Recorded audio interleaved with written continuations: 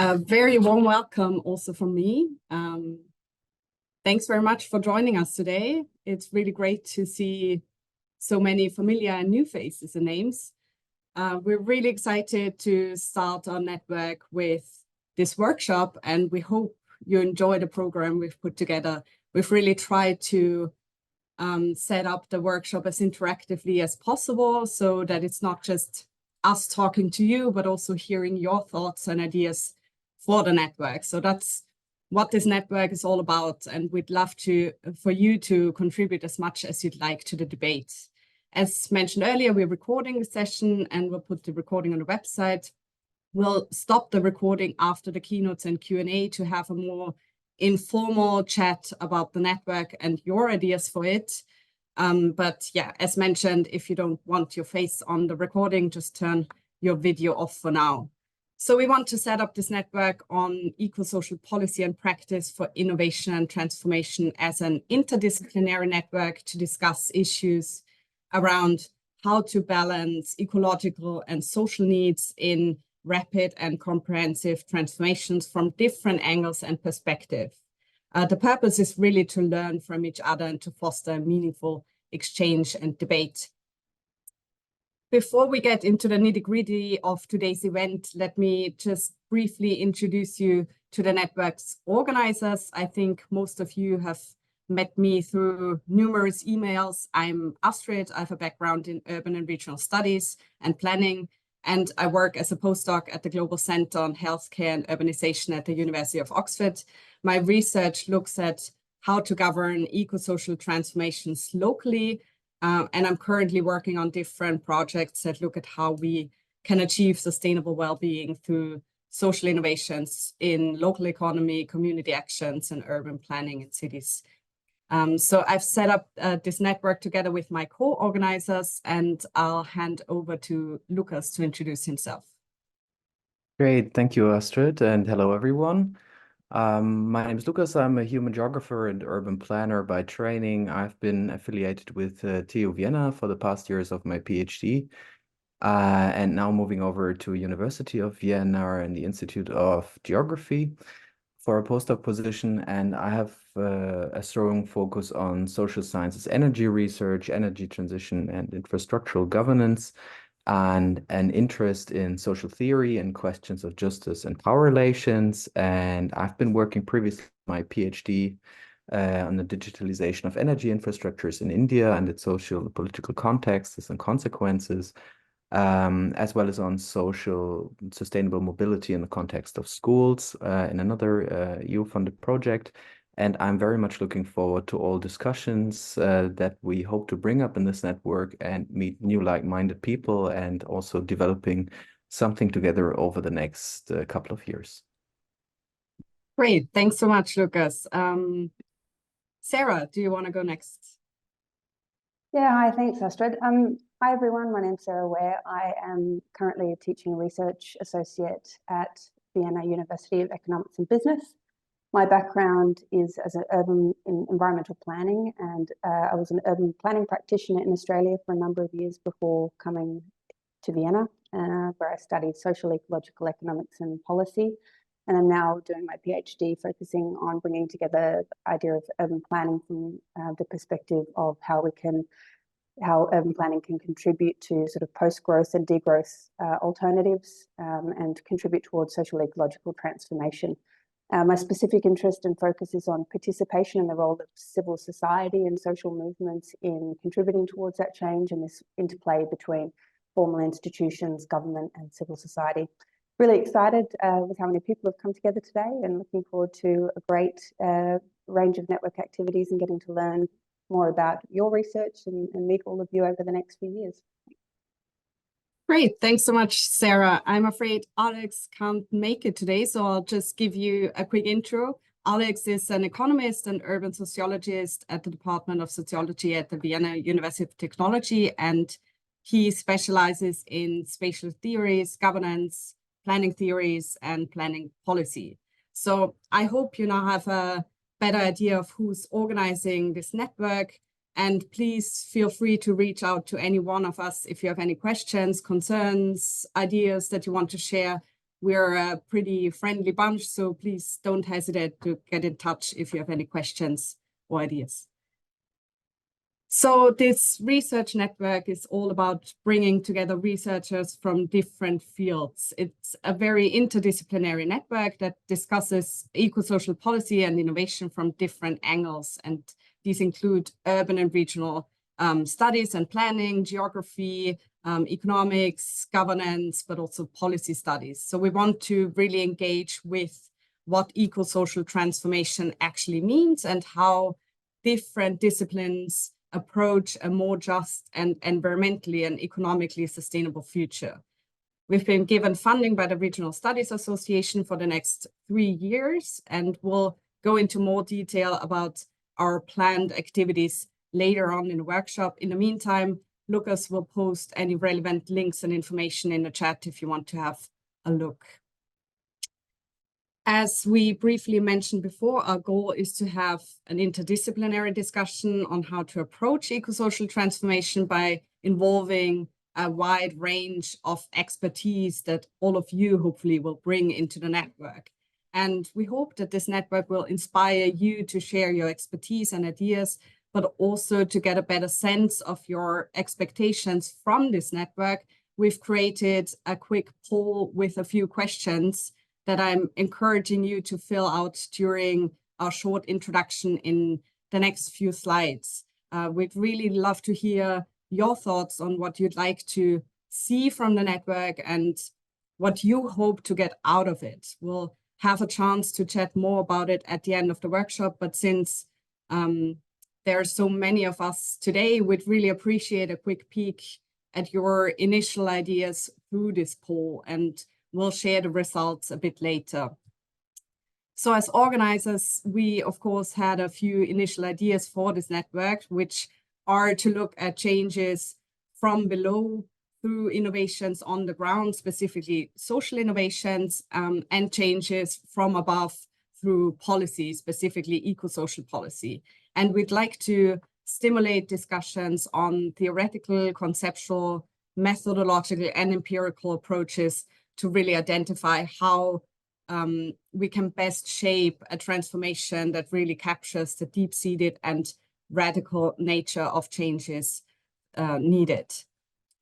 So to give you a bit of background on our thinking about eco-social transformations, let me just quickly run through some of the key concepts we've been working with.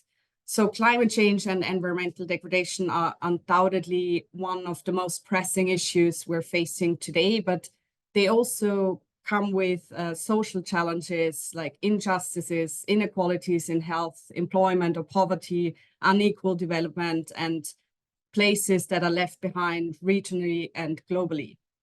And I think there's a growing consensus that climate adaptation and mitigation measures have to take into account our social worlds.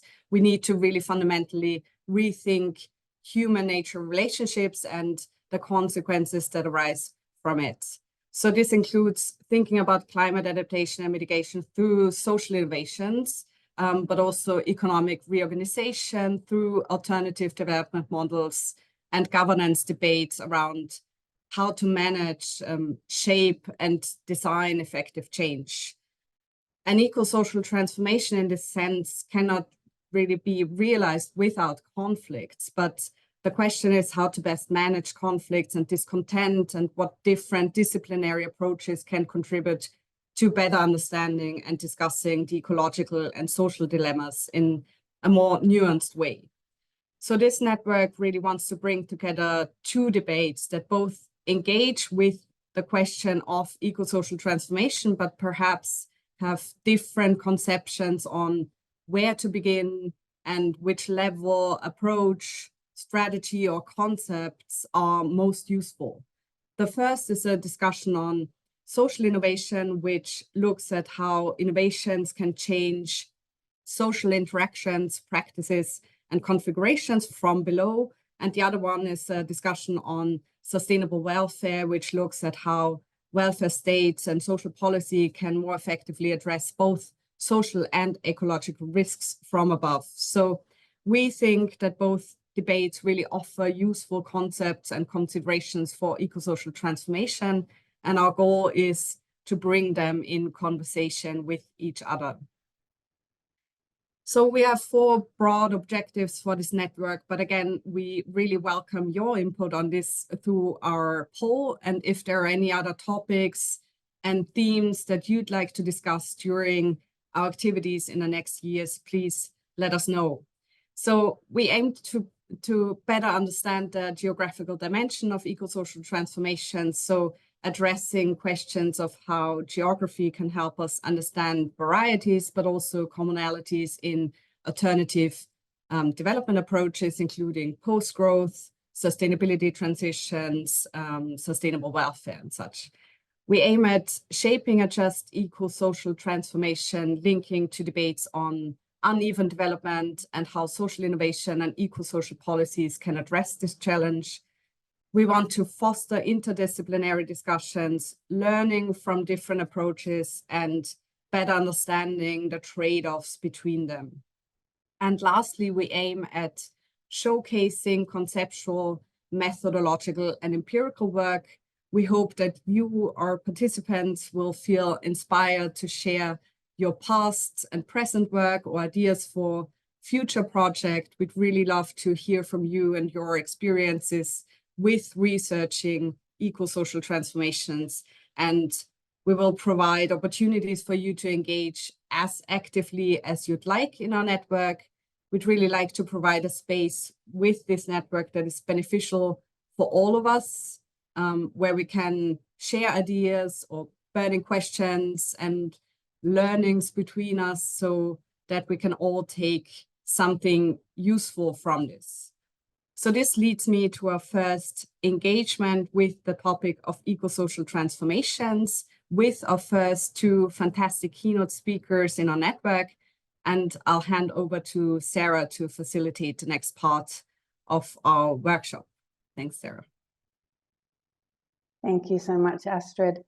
Yes, as Astrid mentioned, you've heard a little bit about our network and who we are now, but today we'd like to turn to the topic of our discussion, where we're joined by our two esteemed guest speakers, Kevin Morgan and Tuli Hirvilami. We're really excited to launch our network by having both of you with us today. So to start, we'll ask each of you to take around 10 minutes for sharing your opening thoughts on what your understanding of eco-social transformation is. And I understand you both have some slides to share with us today. And we'll do that before opening the floor for discussion. So first, I'll introduce Kevin as our first speaker. Kevin Morgan is a professor of governance and development in the School of Geography and Planning at Cardiff University, where he's also the Dean of Engagement. His research interests revolve around 4 key themes: innovation and spatial development, food sustainability and public procurement, devolution, governance and territorial politics, and foundational economy, community, enterprise, and wellbeing. Kevin's research has been supported by a wide range of sponsors, including the ESRC, the British Academy, European Commission, OECD, and by governments and development agencies in and beyond the UK, among many others, I have to say. Some of his recent publications include Mundane Innovation in the Periphery, the Foundational Economy in a Less Developed Region, Governing Industrial Policy, the Scope and Limits of the Good Governance Agenda, and Why Mundane Things Matter, from Moral Economy to Foundational Economy. In addition, he's a member of more committees, steering groups, and advisory councils than we have time to mention. And despite all of that, he's made time to come and speak with us today. So thanks so much, Kevin. We're really pleased to have you with us, and I would like to hand the floor over to you. Good morning, everyone. Before I begin, I want to thank Astrid and colleagues for convening this network, because it will deal with issues that are absolutely critically important for sustainable places wherever we live and work. So I really welcome this new interdisciplinary research network. In my 10 minutes, I want to try to address 3 topics very, very quickly and leave time for discussion. First of all, the conceptual frameworks in which some of us work, deal with some eco-social policies and projects to look at how these ideas play out in practice, as it were. And then finally, to look at some of the challenges, the policy and practice challenges that we are faced with in trying to effect social innovation in a consequential and transformative way. So the conceptual frameworks in which many people work today are so diverse and pluralistic. And by and large, I think that's a healthy situation to be in. So there's no one best way to approach eco-social innovation. For our part, we've tended to work in recent years in the foundational economy framework, which I guess you could sum up by saying it's the political economy of social innovation. For those not familiar with foundational economy work, it basically focuses on the sectors that keep us all sound and safe and civilized: food, water, energy, housing, health, and dignified elder care, as we call it. That group of sectors are part of what we call the infrastructure of everyday life, because they focus on the really essential services that meet everyday human needs. Sometimes people refer to universal basic services, which is a very similar in its approach, although it uses different terminology. But we should focus on the substance rather than the labels. But eco-social innovation involves a lot of trade-offs, because synergies, while they're possible, they're not guaranteed, and they have to be acknowledged and have to be worked at if they're going to be made a reality. And just to give one example of this tension, conceptually and in policy and practice, the first foundational economy book that I've shown here was criticized, rightly criticized, for its lack of a very robust ecological dimension. And Ian Goff's work, we found, was really helpful in helping foundationalists to plug gaps in their original formulation. For those who are not familiar with Ian Goff's work, basically Ian Goff showed that some of the foundational sectors that are high in terms of human need are also high in terms of their carbon footprints. So sectors like domestic energy, for example, and food needed to really think about how one could decarbonize in a socially just way in these sectors. And this shows, I think, and this illustrates that eco-social policy is totally unlike traditional social policy. Traditional social policy, as we all know, tended to buttress consumption and to try to boost real incomes. But eco-social policy means that we have to engage in the recomposition of consumption and not just focus on buttressing it and boosting real incomes by decarbonizing in a socially just way. So Ian Goff's book was absolutely central for, in a sense, helping the foundational economy framework to become much more ecologically robust, which I believe it has become if you look at the latest iteration of this work in a book called When Nothing Works, which I don't show here because of time reasons. So my own work in this field has really focused on social innovation in public food systems. Public food systems covering, as I try to show in this new book, covering sectors like schools, hospitals, care, and prisons. And while these sectors are all radically different, and the people are radically different, they all have one thing in common, and that is vulnerability. They're all highly vulnerable people, all desperately in need of access to a nutritious diet. And these public food systems, I argue, are on the front line of the struggle now to redeem the public realm and to correct the damage done by 40 years of neoliberalism, which has denuded public sectors of both capacity and resources, which I'll mention in a concrete way in a moment. So let me just give two concrete examples of where we're working in foundational eco-social innovation and projects that we'll actually engage with. In terms of school meals, I argue that that one of the great eco-social policies and strategies in school meals is really to align the teaching in the classroom with the offer of the dining room, what we call the whole school approach, that is the basis for an eco-social strategy for school food reform. And if we think about the particular micro elements of this strategy, I argue in the book that there are two mega trends emerging in school food reform, and they are at the heart of the campaigns, the eco-social campaigns for sustainable school meals. Number one is the campaign for universality, to provide universal free school meals for children. Some of you will know that Sweden and Finland have been doing this for many, many years, and they are the beacons in this field.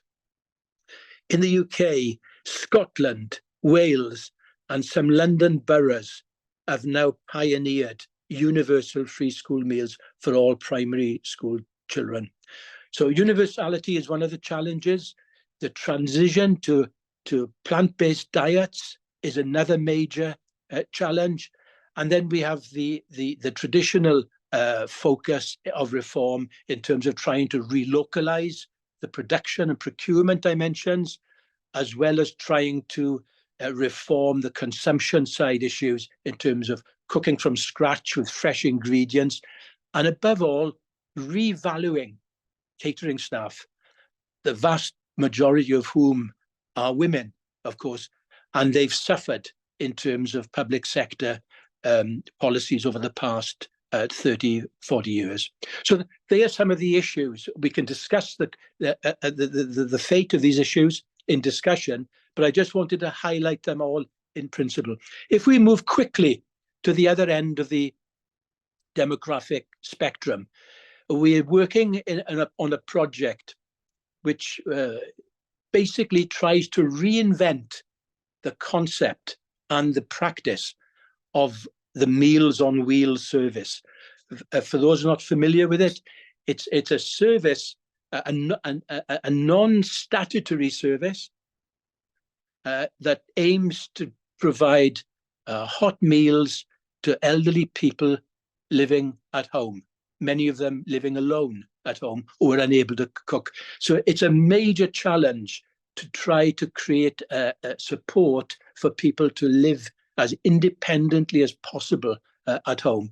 And here the challenges are, as I've highlighted them here, in terms of cooking from scratch with fresh ingredients, making food appetizing as well as nutritious, critically using new zero-emission fleets to distribute the food. And when we put all these factors together, it constitutes what we called a dignified form of eco-social care. So these are some of the concrete projects that we're involved with to give practical expression to these grand concepts of eco-social innovation. Let me conclude with two slides which highlight some of the political and practical challenges facing eco-social policies that I've just outlined now. Apart from the powers to tax and to regulate, probably the power of purchase, public procurement, is one of the most potentially important policies that governments have in their policy arsenal.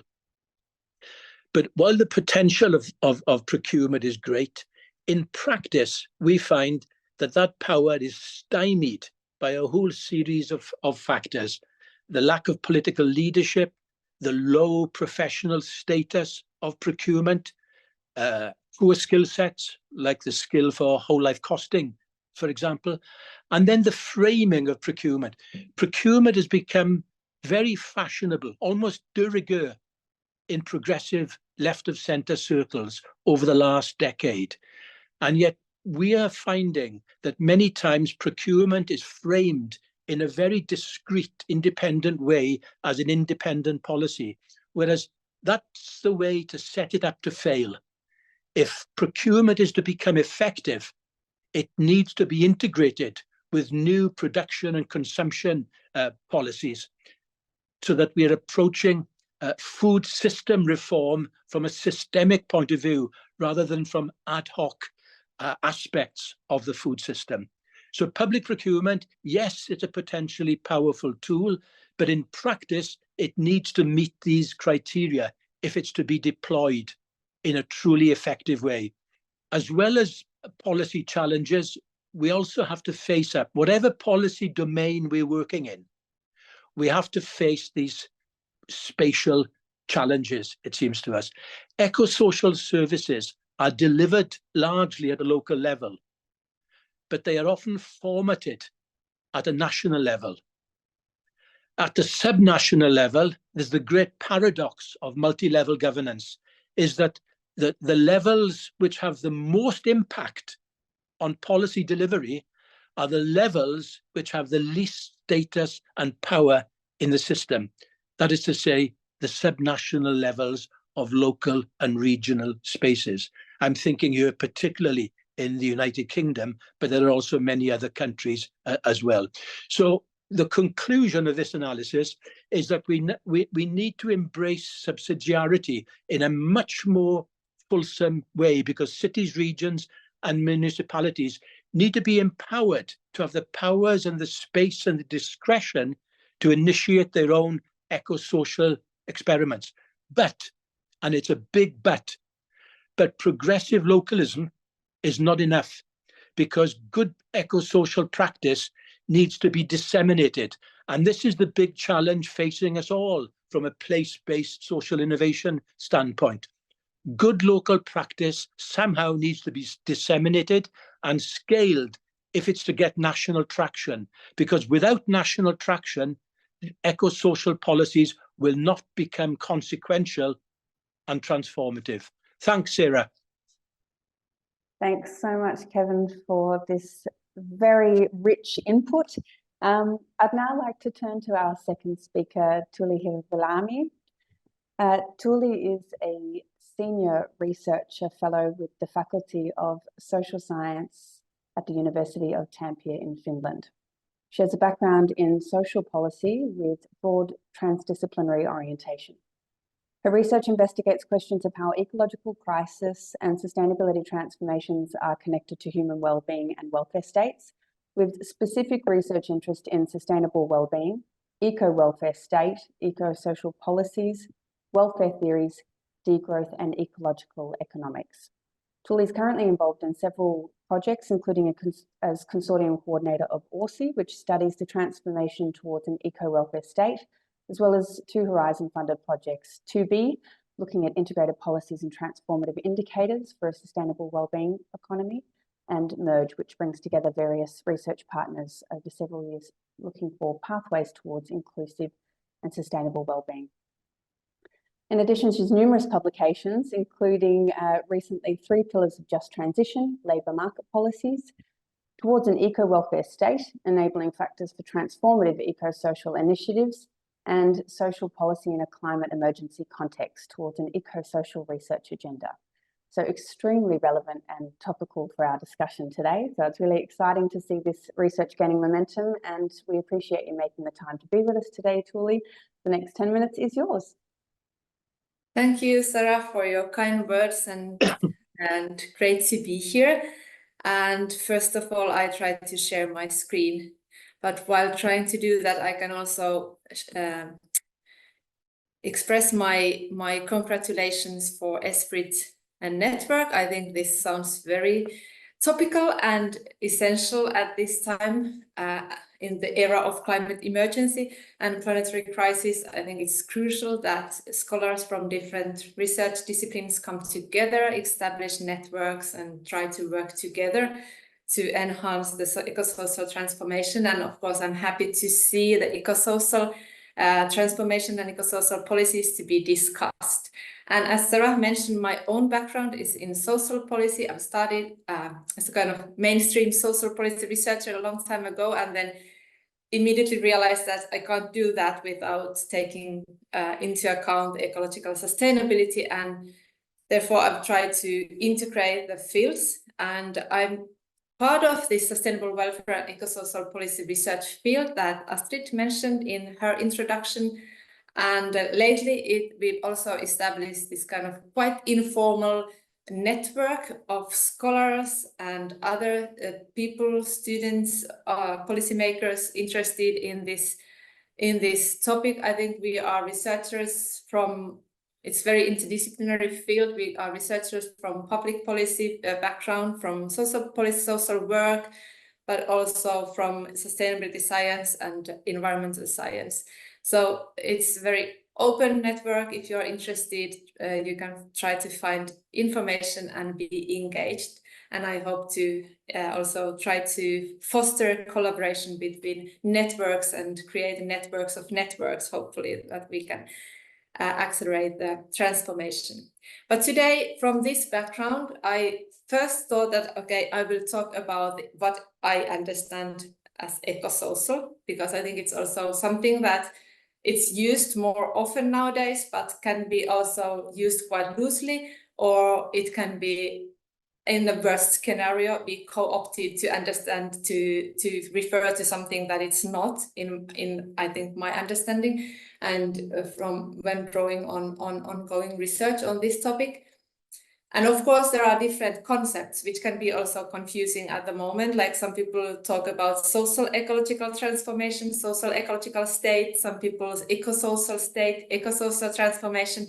But for me, and maybe for you as well, I suggest that this can be used as quite synonymously, and we should not be too cautious about what exact terms we are using. So I approach eco-social as very like open concept that refers to policy integration. So, but it's maybe useful and it can help us to go a little bit deeper if we understand that there are two different directions of policy integration. So first we can add eco to social, which means that we can try to green the exact already established welfare states, welfare systems, for example. As Kevin mentioned, the public school meals we've had in Finland, and now indeed we try to green the free school meals so that we endorse more plant-based diets and sustainable procurements. So this is an act of greening the welfare state. So we try to add eco to something that is social and already established. And it's also one example. Another example is that we try to ensure that welfare state institutions in general are not dependent on environmentally harmful economic growth and employment. So everything that is like trying to somehow build the lock-in the system of growth dependency is also, I would say, part of this green the welfare state. So envisioning more post-growth welfare systems. And then another direction is adding social to eco. So some environmental policies could be or should be made more socially just by taking into consideration the social implications of energy taxation or whatever environmental regulation. That is already done when we discuss on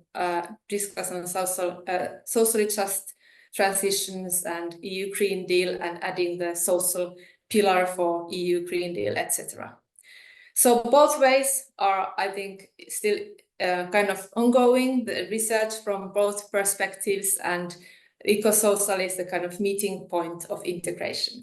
And one important aspect in this integration of kind of motivation behind it is to try to avoid the kind of long chain of first having the climate policies or whatever environmental policies, then they cause distributional dilemmas, and then we have to establish some countervailing social policies to try to alleviate the vulnerabilities or poverties that emerge, whereas we could design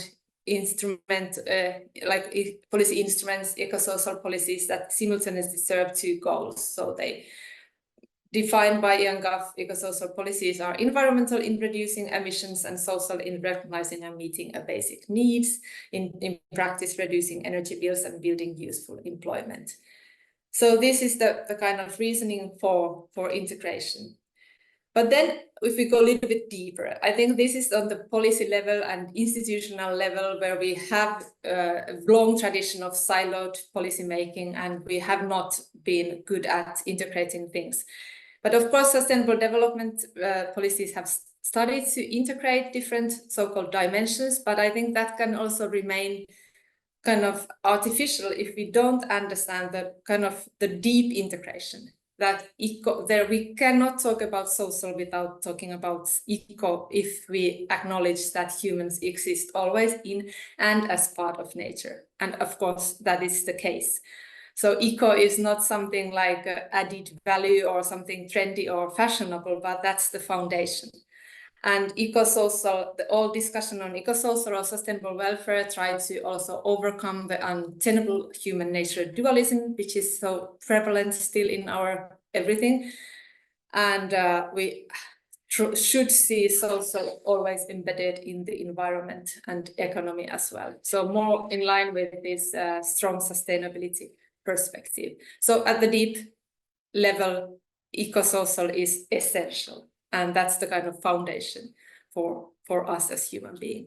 Then a few words about the transformation. So that was about eco-social, how to approach eco-social, how to approach transformation. Then next, I took this very famous figure of multi-level perspective that Sarah at least already mentioned today, just to again, maybe remind that also I think it's useful to understand transformation taking place at different levels at the same time by different actors. And as already Kevin and Astrid hinted, I also find it's important to understand that transformation it contains and includes somehow always political struggles. There are some niche innovations, some local actors trying to like somehow break the established status quo, whereas then the regime level probably try to protect the status quo and want to also like create barriers for transformative initiatives. So this kind of dynamic, I think, is important to understand when approaching regional level eco-social transformation as well. Then, as mentioned, we studied in our ongoing RSA Research project the eco-social initiatives in Finland, or as Sarah mentioned, we published this article towards an eco-welfare state, and I thought that in my very brief introduction today, I can draw on these findings. So we basically looked at 4 initiatives. We defined them as new practices or policies that help reduce environmental impacts while also ensuring that public actors in Finland have the capacities to reach their legally binding like social obligations or outcomes, and then enhance social inclusion. That's very broad definition, can be better as well, could be improved. But we studied 4 eco-social initiatives in practice: public actors advancing sustainable public procurement. There is a network trying to further develop sustainable public procurements in Finland. Then we looked at network of carbon neutral municipalities. That is also established network of more than 30 municipalities trying to reach carbon neutrality. Then we looked at the Sustainable Lifestyles Accelerator at household level, where people were asked to join in a project where they tried to reduce their carbon footprints. We interviewed them and asked their experiences. And then we looked at carbon footprint calculators as potentially free-to-use apps and techniques to support widespread carbon reductions in a society. And instead of looking at one of them, but we focused on kind of more systemic level enabling factors of transformative capacity. And inspired by the discussion or previous research on transformative capacity, we then argue or found that these eco-social initiatives in kind of current Finnish society within the current institutional setting there have been successful because of kind of interaction and presence of 4 key factors. First, they've been successful because they've fostered social networks and they've enabled people to come together, to collaborate and participate in the same movement. And they've also provided peer support and feel of belonging to the same transformation that was empowering for many people. Then they provided new knowledge and learning opportunities and also means for monitoring. For example, carbon footprint calculators were regarded as useful because it's important to know where we are and where we should go. And this, of course, learning and knowledge is important at the household level as well. And then the fact that all these ecosocial initiatives were based on shared policy frameworks and visions. There were policy programs and government program trying to endorse carbon neutrality in Finland, for example. The fact that there was broad policy support at the local level as well in municipalities, it kind of legitimized the transformation. It gave the actors the kind of broad support and the feeling that they are on the right track and they don't have to overly justify their decisions, but they are based on the shared visions where we are going, and that gave them a mandate for action. And then lastly, of course, the sufficient amount of financial resources used to be very useful and crucial in many regards. For example, establishing networks require funding, as we know here as well. So and also to invest and ensure the long-term transformation. So all in all, from this study, we kind of argue that the ecosocial transformation can be enhanced at this kind of systemic level by investing efforts and time to support and create transformative capacity at the systemic level. And it can refer to state level or regional level, local level, whatever, but this transformative capacity is crucial. And to take care of the integration and integrative policy goals. But I stop here and I look forward to our discussion with Kevin and all of you. Thank you. Thank you very much, Tuli, for this input. Before we open the floor for everyone's questions, I mean, you can already start thinking about them. You're welcome to already pop some in the chat that Lucas would then invite you to read out, or you can also just put your hand up. But first, we're going to there's obviously some synergies between the research and information that you've presented to us and how to conceptualize eco-social transformations. But I'd like to perhaps we go a little bit deeper into this aspect and respond to our next question, which is for both of you to reflect, how do we synergize and synchronize these different understandings of eco-social transformation across different levels?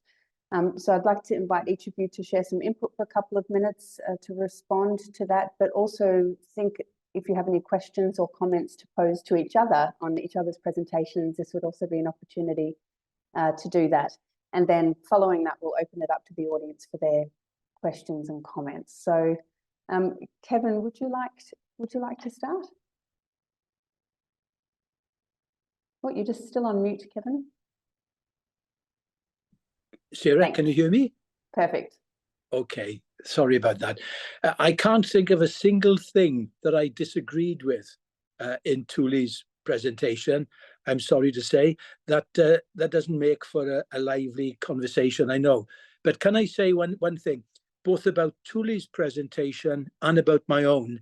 I increasingly feel that many of us in what I'd call progressive circles, let me put it that way, we don't pay enough attention to the politics of transformative policy and practice.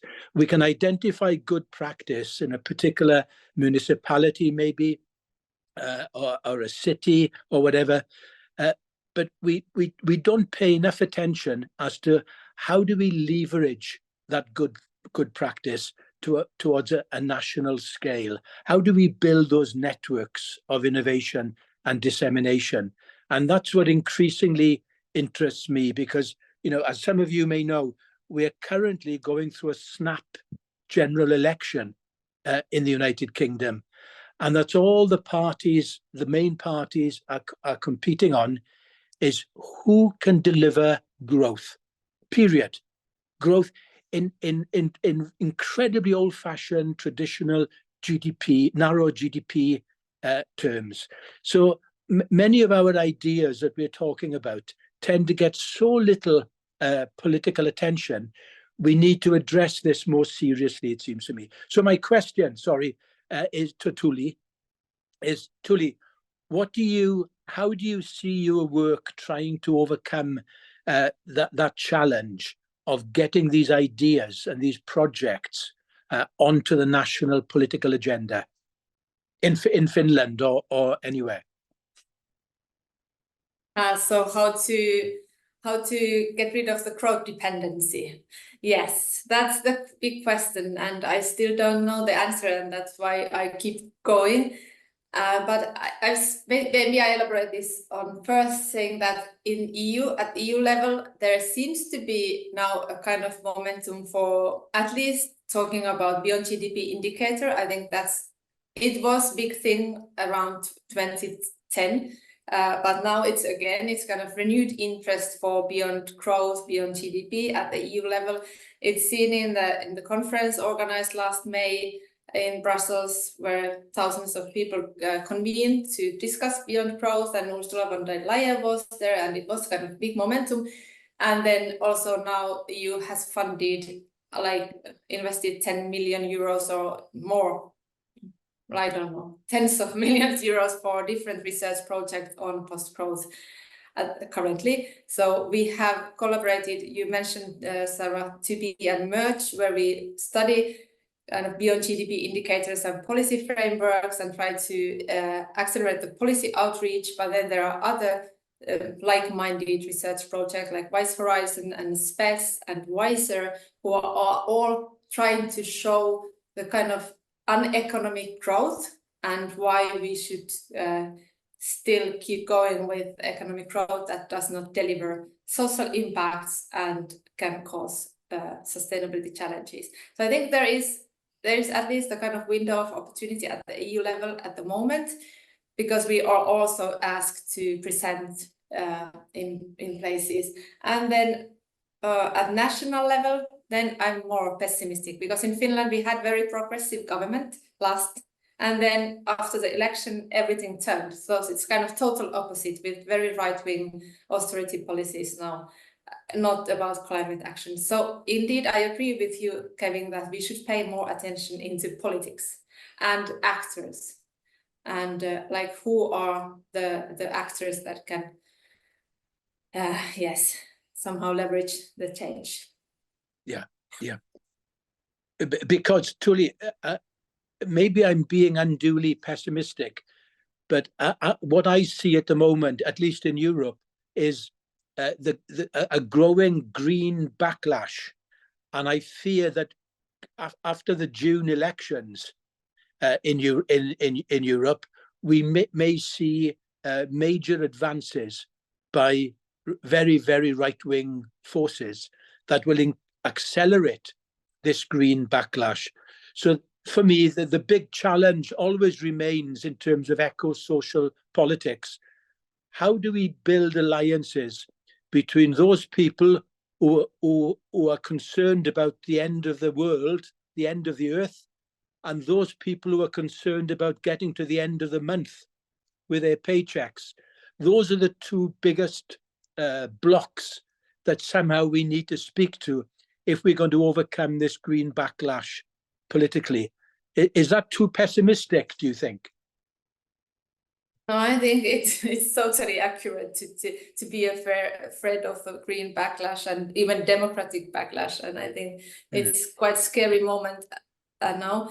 But how to build coalitions, I always wonder why, for example, farmers protest against environmental policies, like why farmers are against of climate actions, whereas climate change is the ultimate risk for their business in Europe as well. So, and the more sustainable agriculture could have so many benefits, but maybe it's just kind of we have not been able to articulate the message well, or I don't know, what is it? This is a good question maybe for the audience, because I don't have the answer, but I think the poorest people who are often opposing climate actions, for example, because they fear that the fuel price will increase, etc., they should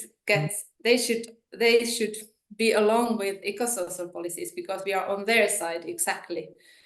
So I think there is a huge opportunity and potential, whereas then the rich elite, we are not on their side if we want to redistribute the resources more, so like insurance. So, and if the power balance is that the rich elite has more power in our political system, that's the key challenge. But I want to first shortly address to Sarah's question how to address the synergies and what about the synergies? Anyway, I just thought that my very old school question answer would be just, it's true collaboration. I don't have any other answer. People have to know what others are doing, and we have to have collaboration and not compete. And in academy, we have also a strong tendency to compete against, like who innovate the best concept, who innovates the best indicator or data dashboard or whatever. I think it can be confusing for policymakers as well. I think now it's time to try to collaborate also in the kind of research level and try to synchronize our work. And that's what we try to do in Merge, for example, try to build together different research projects and different reviews of indicators and try to merge them together and then disseminate something that is quite hopefully easily understandable for policymakers. Yeah. Can I just make one quick point before Sarah comes in? One of the great attractions for working in the foundational economy network for me personally is that all the research is done in concert, in cooperation with institutions, whether they're municipalities, housing associations, health boards, or whatever. So the research, the ideas are grounded in institutions that are already delivering services to certain places. And that through that way, we hope that grounded research helps ideas to become more consequential in practice. So it raises issues about how we see ourselves as researchers in the academy and the kind of networks that we're involved with, whether they're purely academic or whether they're also engaged in policy and practice. And that's a question for all of us, I think, on this call. Thank you so much. Over to you, Sarah. Thank you very much. Maybe that's a very good point to open the floor to our audience for questions. I notice that some of you already have some questions in the chat, but I would first invite anyone who, even if you have written a question in the chat, to raise your hand if you'd like to address your question directly to one of our speakers or to both of our speakers. And you can do this by using the raise hand option. Yes, I see a raised hand from Nadia, please. Yeah, hi everyone. Thanks a lot for inspiring presentations. My question is probably for Kevin. Kevin, you said that you are skeptical about progressive localism. Does it mean that devolution of power or decentralization or more control over budget is not the only solution, that there is something about, you know, the design of the whole system of multi-level governance that has been on the agenda for decades now, but doesn't seem to work as we wish? Yeah. Good question, Nad. I'm still committed to devolution, but I've recognized that even where local areas are doing something truly innovative, whether it's in food, water, energy, or whatever,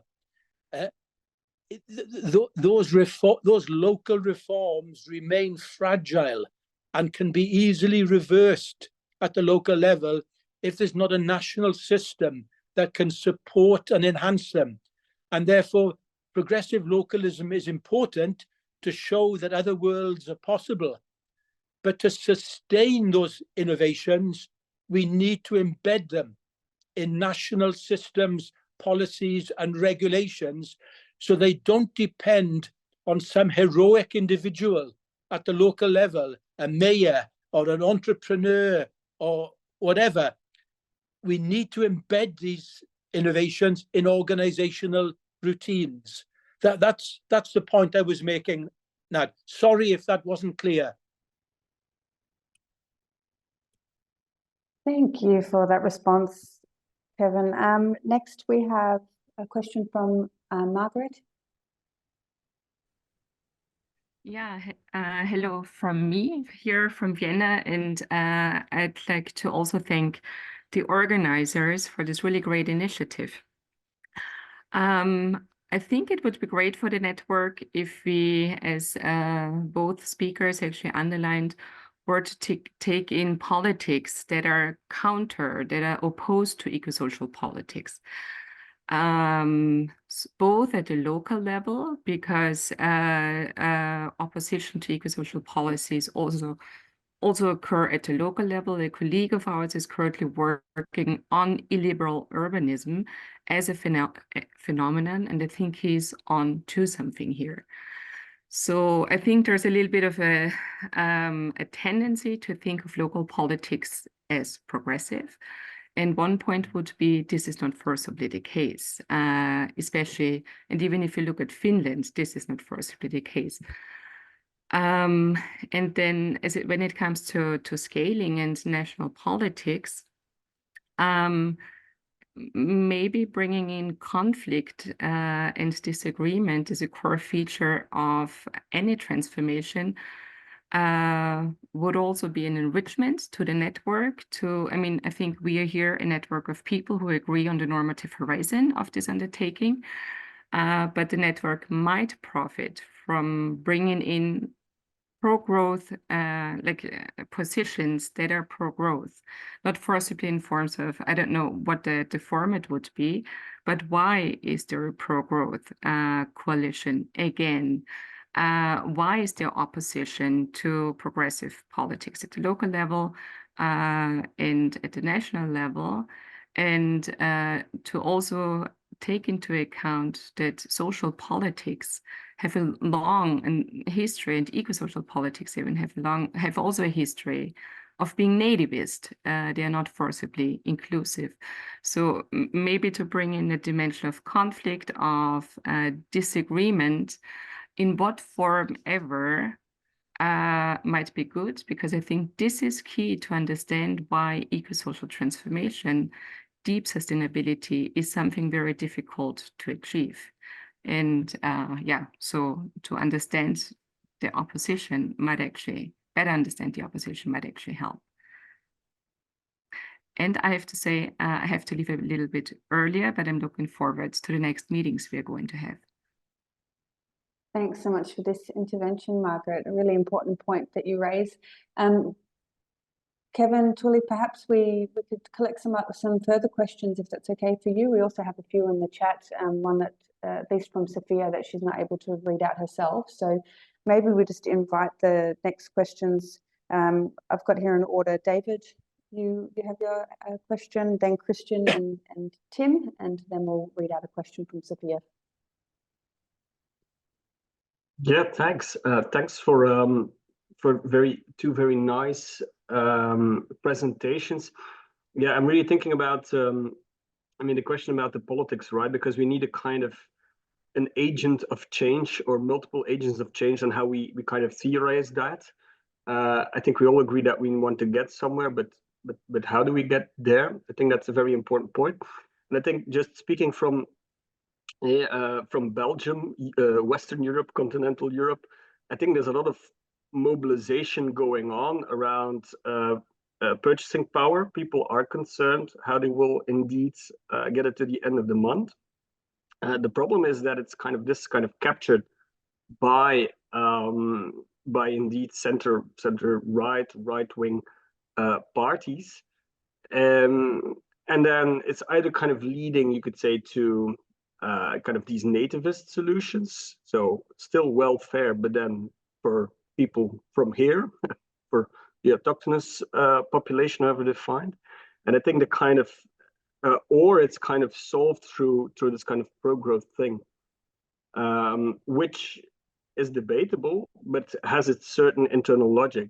So I really wonder how we can articulate things differently, perhaps pointing to the fact that by relying on, you could say, foundational systems, we don't think in as welfare in a kind of individualistic way, which would then trigger an increase in wages and more purchasing power at the household level, which is now, there is an acute crisis, but to think about, okay, collective provisioning systems and a new kind of social contract around that.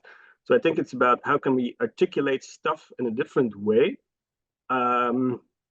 that we kind of address the purchasing power thing by basically lowering the cost of expenses for all these things that make society going, undoing the need for growth because we have gained by collectivizing stuff. And by doing that, we are kind of less squandering resources, and we, in that way, also can try to achieve ecological goals. So I don't know how speakers think about that, but I think it's, I mean, I really like the idea of we need to articulate this kind of the politics of this and try to think about where the change can happen. And I think there are things happening, but it's about capturing that and rephrasing that. But thanks for the very nice talk. Thanks so much. Maybe at this point, I would ask, I think, Christian, your question follows a similar line of thought. So maybe you would like to pose your question or comment, and then we can ask Kevin or Tuli if they have some reflections. Yeah, thank you. I just make it brief. Thanks for the wonderful first presentation for this network. And I think it's really crucial for me also to think about this question of scales, as Kevin has brought up, and especially as decentralization and putting much effort on communication, localism has led to some backlash and people thinking, okay, now you tell me that if it's going wrong, I'm responsible because I've got the power to change on my own. So it might also lead to some feeling lost in the sense of, yes, I can do something, but there are no resources available, there's no support. And basically I'm put in competition with others, with other municipalities at the local level, with other regions, and thereby pushing in a way to the opposite to what is happening. And the second point for communication, I've also experienced that there is quite a contested debate and also what it means to talk about all these issues from our position as on average, let's say, being more resource intensive beings compared to some of those that we talk to. And then I also see these advertisements of my own university. We host this workshop on climate change and we invite the local population, and we flew in this expert from New York City for talking for 2 hours to us. And that leads to a backlash then from people saying, yeah, but then actually why do you tell us to change farming practices? So I'm not, I don't have an answer to that, but that would be crucial, I think, as well. Thank you, Christian. Kevin, Tuli, did you have any reflections you'd like to make before we move on to the other questions? Yeah. Tuli, do you want to go first or shall I? I can go first if you don't mind. I think there was excellent and not so straightforward questions, but excellent comments and points that were raised. I think I would love to elaborate a little bit what Margaret suggested, that we should engage more with pro-growth local governments and try to understand why they are still endorsing growth. I think I've been involved in local politics in my small hometown, sitting in the city council for many years, and I can answer you briefly from my experience. And it's very simple. Everything is related to budget and the public finance. And like in the aging society, we need growth. We need more population to our city. We have to build, we have to grow, we have to generate growth because we have to finance the elderly care. And we also have to finance all other public services that we provide as a city. And then we want to develop our public transportation. We need more inhabitants. So this kind of competition about between cities about population, I think that's one. We need inhabitants to pay tax revenues for the city. And then, so that's very, like, everything is related to finance. So therefore, I think the financial system needs to be reformed in the end somehow. And how we approach money, whether and budgetary power of different public bodies. And there are good initiatives and good theoretization of modern monetary theory or different approaches how we understand money in the end. And then also another perspective why pro-growth is still endorsed, it relates to mindsets. It's just good to understand that there is pluriverse and different approaches, different worldviews among the politicians as well, and totally different and clashing values as well. So it's just for me, it's sometimes difficult to understand that some people go and oppose everything that I support, but that's the case. It needs to be done with the knowledge base they draw on, but also overall different values. And the politics is the struggle to negotiate and try to find compromises. And then the cost of living crisis that David mentioned, I think it's very not crucial and not making this transformation easier, but there also we need some new provisioning systems, and good examples that have been mentioned in post-growth literature and eco-social policies could be indeed universal basic services, job guarantee, care income or basic income, or something that kind of support the safety net of ordinary people having their struggles to make their needs met. So or collectivizing services so that they are not so expensive. And yes, about the communication, I don't have a good answer to that. Hopefully Kevin can go for that.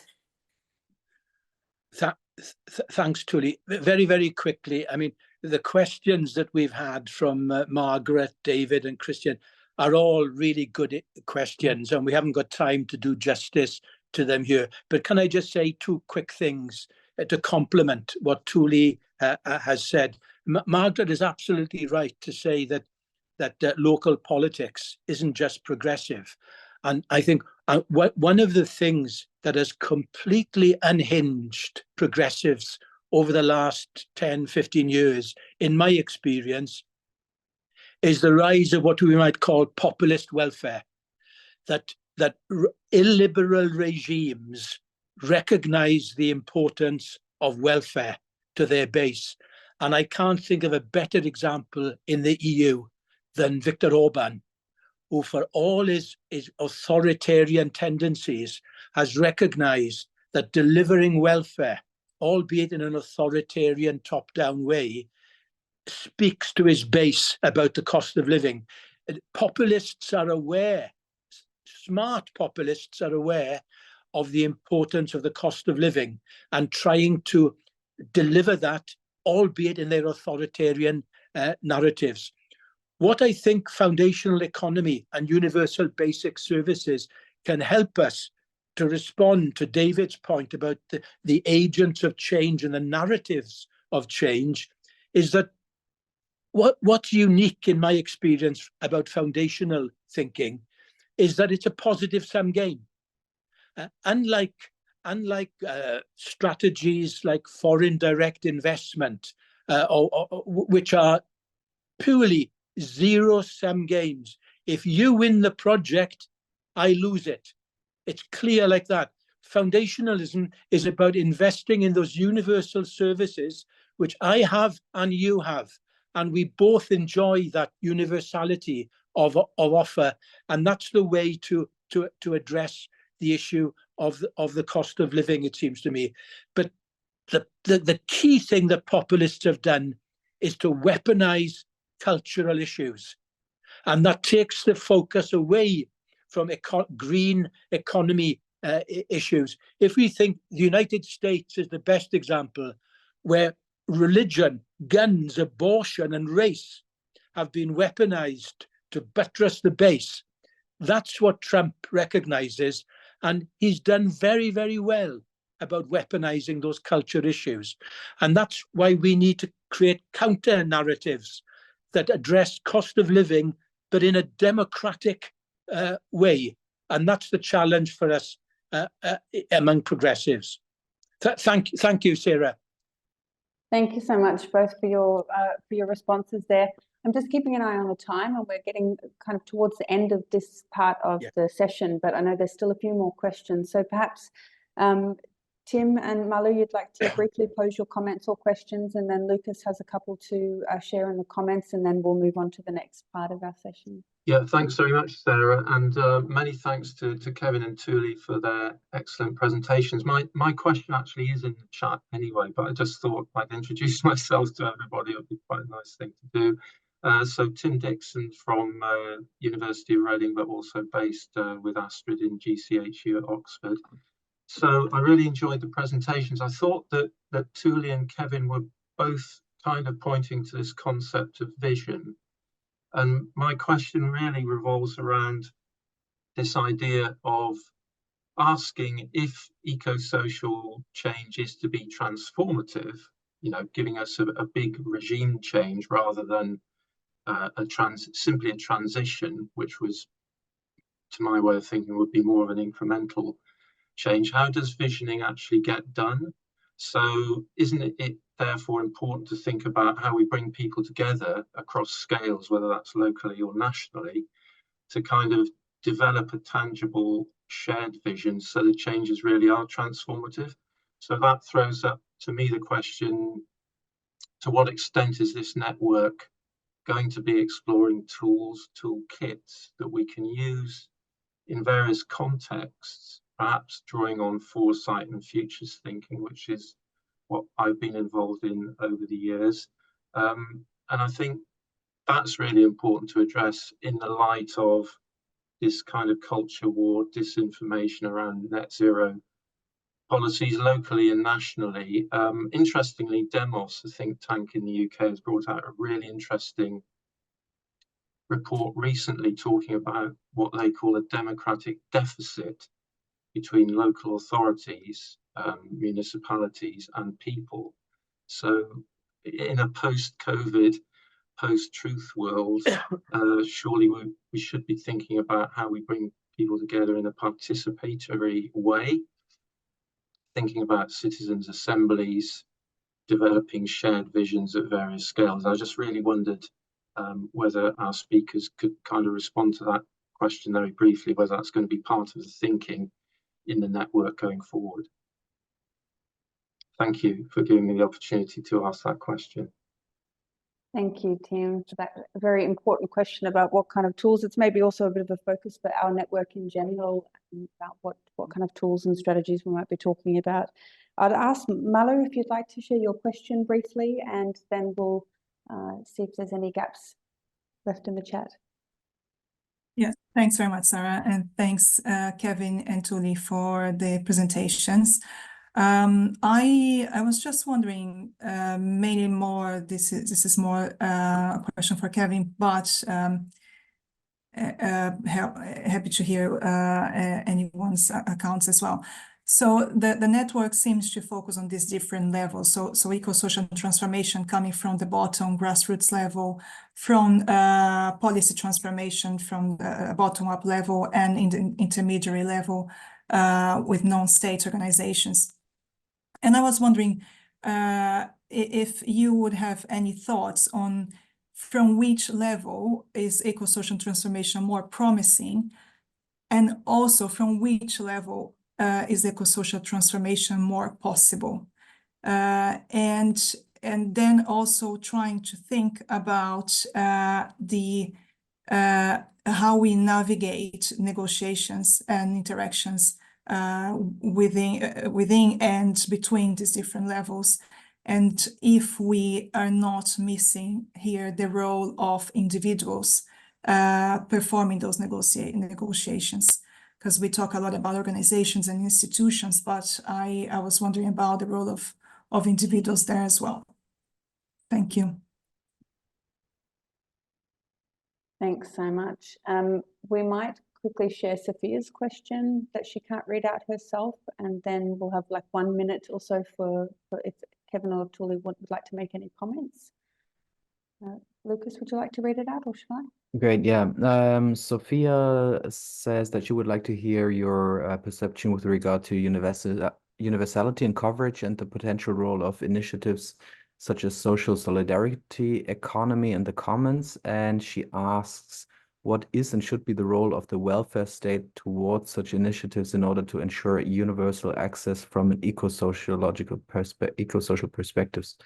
So that's probably for Tuli would work.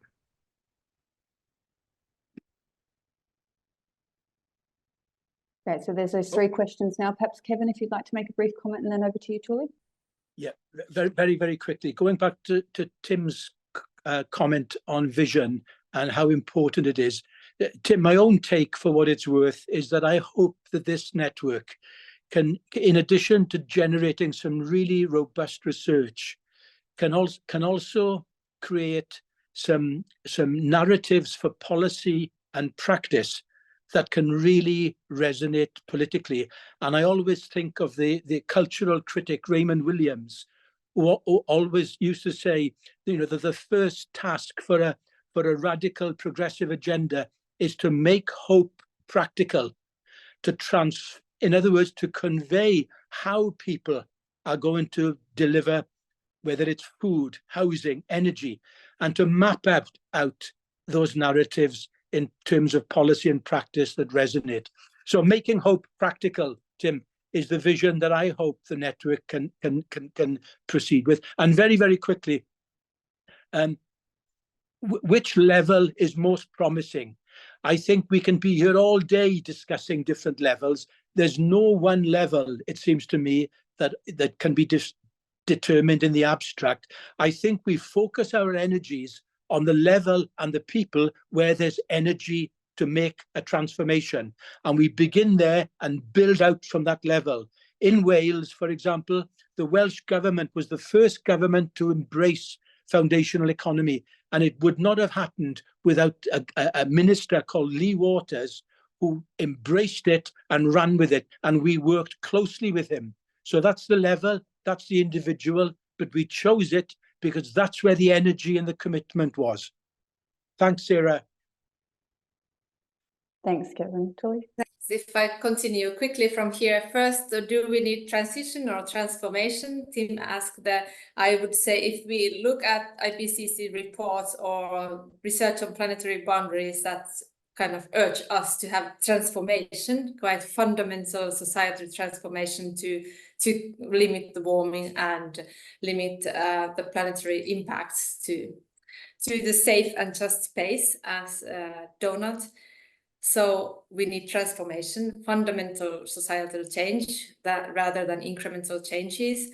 And vision for that is important. And I think one key is donut, and in To Be project lately and elsewhere as well, sufficiency has been used as a kind of keyword to also show what is the kind of direction of the vision, where we should stay within the sufficiency space. And then what Malu talked about, the levels, also relates what Christian talked about, decentralization and localism earlier. I think I agree with Kevin that all levels are important, but maybe I want to close by emphasizing still a little bit more about the local level, because this also comes back to Sophia's question on common social solidarity, economy actors, community economies, diverse economies, different innovations or activist movements, social movements taking place at very local level. And I think it's crucial because they enable people to have meaningful agency in the transformation and feeling belonging to something and to have meaningful work. In previous research project, we studied eco-social innovations where unemployed people were working in food co-ops, for example, or some upcycling workshops. And we found that they are super important for people also to be part of the movement.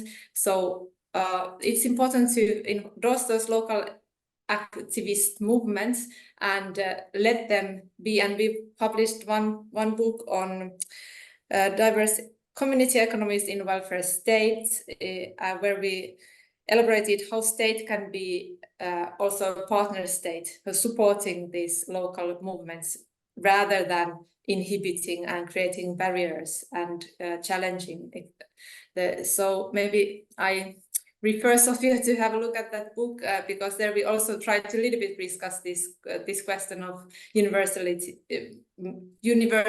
related to social economy. And I think it's important to have welfare state structures that also protect universal rights of each and every one of us, but still there needs to be some local movements and diversity. This is my very short answer, but this is a big question. Thanks for all good and insightful comments. Great, thank you so much. And thanks for all the questions so far and for both of you in trying to tackle and respond to these arguably massive questions that we certainly don't have enough time to deal with today. Lucas, is there any burning questions in the chat? We're out of time, basically, but if there's anything. I think most of them have been covered in one or the other way, and maybe we can at the end come back to some of the topics again. Great. Yeah, but I think it's fine. Excellent. Yeah, we will have time at the end to be talking about your expectations for the network, and maybe there we can post some questions that could be worthwhile picking up in later network activities. With that, I'd like to thank both of our speakers. Thank you very much for your time and energies in this discussion today. And I would hand it over now to Lucas and Astrid to talk about the presentation of our next activities and the Winter Conference special session at the RSA Winter Conference. Thanks. Thanks very much, Kevin and Tuli, and to all of our network participants for kicking off such an interesting debate. I think it's already given us a great taste of the critical engagement that will happen with this network, which I'm very excited about. I encourage you to join our in-person events to discuss all the questions that were left unanswered in this very short online meeting today. And I'm sure there are many more questions to follow. So on that note, I'll just quickly mention the next activities that we have planned.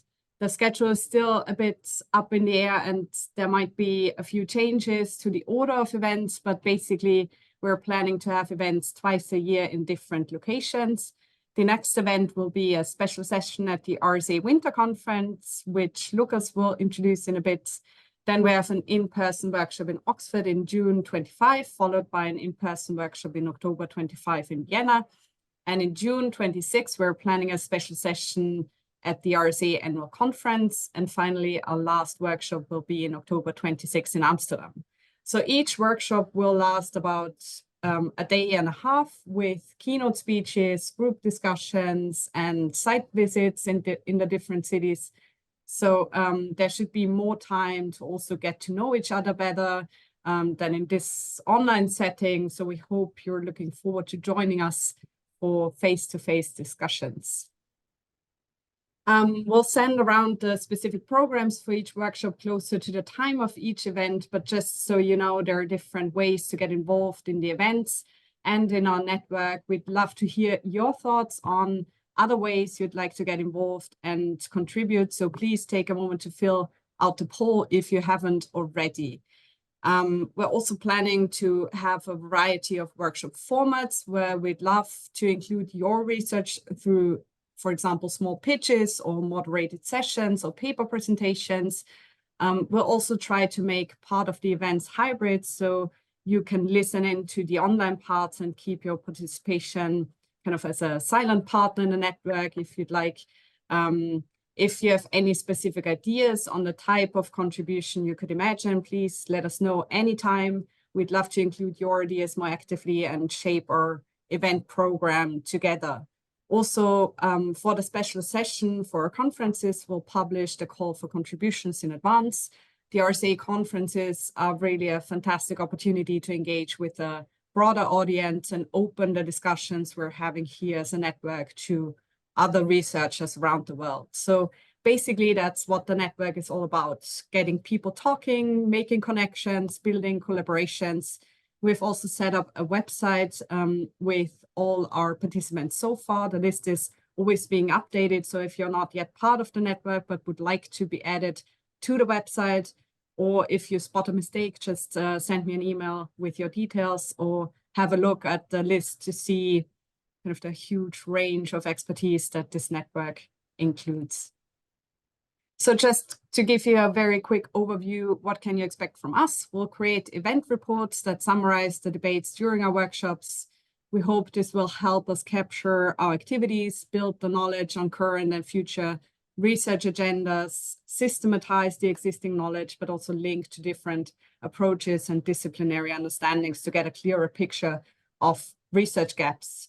We're also hoping to link existing research networks in the coming years and further build collaborations and expand our network, but also link to policy and practice, as Kevin mentioned, shaping narratives of transformative change and discuss different strategies and tools.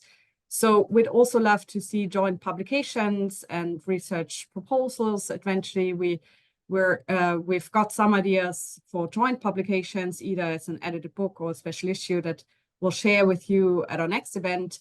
If you have any specific ideas of what you'd like to contribute, please get in touch, send us an email, join our special sessions at the conferences and in-person events to discuss it face-to-face. So to leave you with something specific for everyone who is already eager to get more involved, I'll hand over to Lucas to introduce our next immediate activity, which we hope you'll find an interesting opportunity to engage with. Lucas, over to you.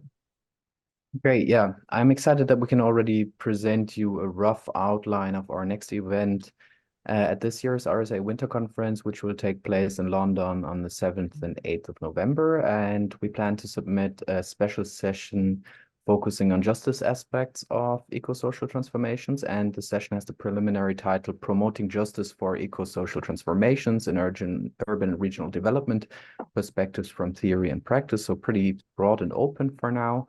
And in this session, we want to take time on the one hand to understand adverse effects of eco-social transformations, the associated risks and unintended consequences in regional and urban development itself regarding social welfare and justice, but also thinking beyond and trying to understand what these transformations affect elsewhere, which is particularly relevant, of course, between global north and global south. And for us, this also involves questions on how existing power relations and injustice are either challenged or even solidified by transformations.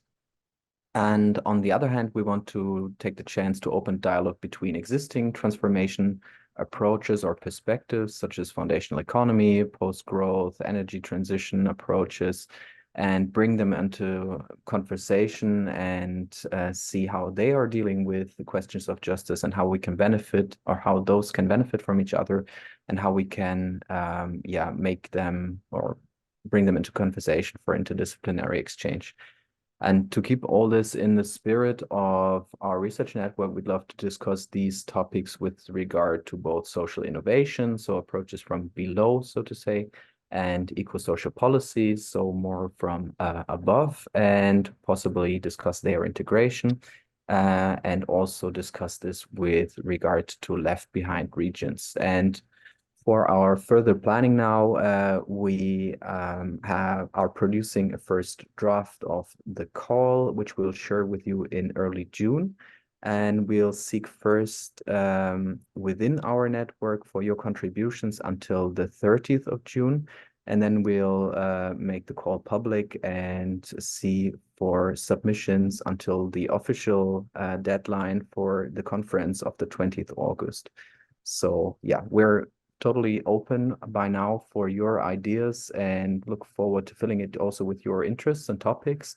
And we are very much looking forward to your participation and excited to see what comes out of this networks at this first winter conference. And I think this could also be a great opportunity to meet in person the first time for as many as we can gather there. So that could be a great possibility to really start off this network. Great, thank you, Lucas, for this. So we're really looking forward to receiving your submissions and continuing kind of our debates in person at the conference.